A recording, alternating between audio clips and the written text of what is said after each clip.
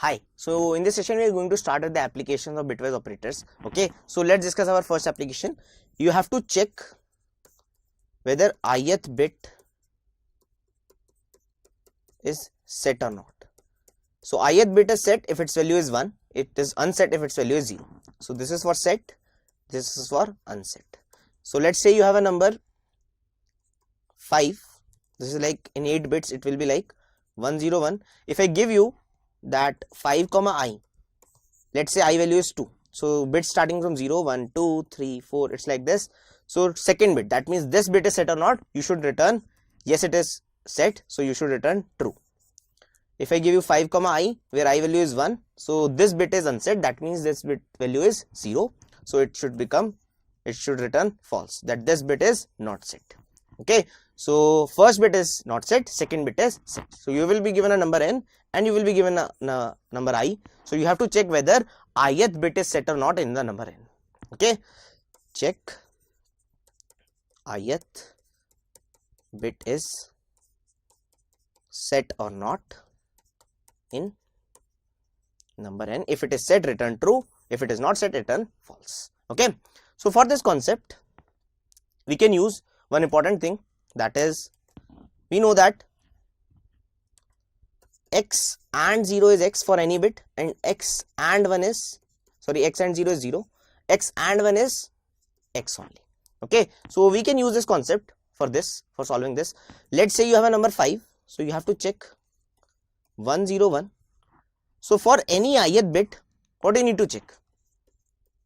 Let's say you need to check like this. If you will take AND with this number, 1 and 0 is 0, 0 and 0 is 0, 1 and 1 is 1, 0, 0, 0, something like this. So you will get some number and it is non-zero. If this was 0, let's say 0, 0, 0, 0, 1, 0, 1, now you need to do for all of the other bits should be 0, this should be 0. Whichever bit you need to check, you should take that bit as 1. That bit as 1 because x and 1 is x. So this is also 0. So these all are 0 and this is also 0. You take AND with this, 1 and 0 is 0, 0 and 1 is 0. All of them will become 0 because this bit was 0.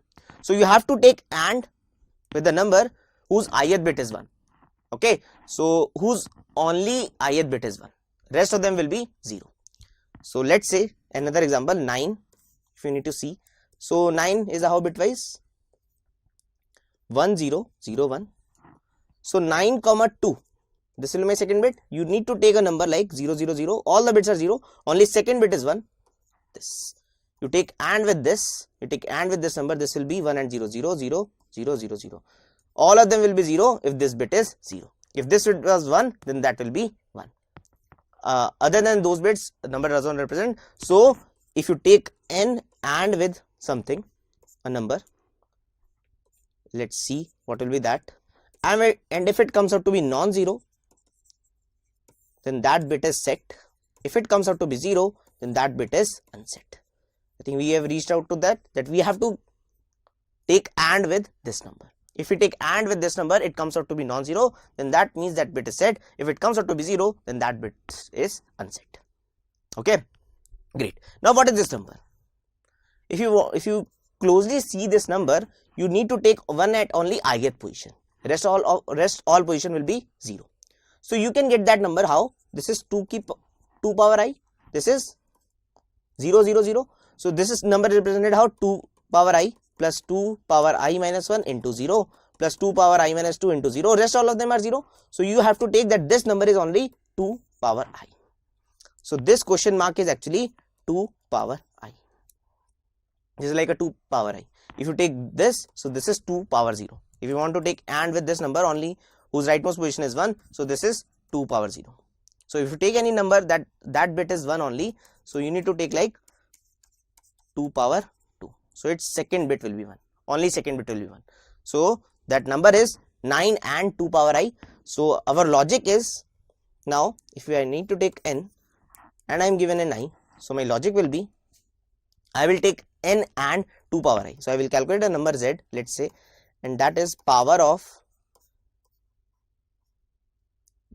2 comma I, like this, and if z comes out to be 0, then I will return false, that it is not set.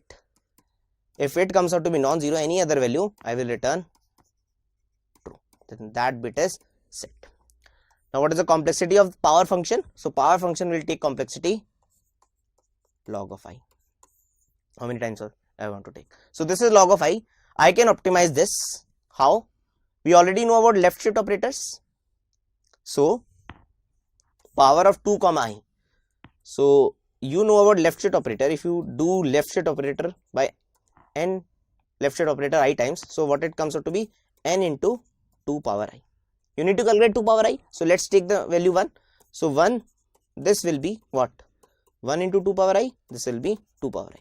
That is much better than the power function because we are working in bits. So I can calculate power of 2 comma I using this concept. So I can do n and what?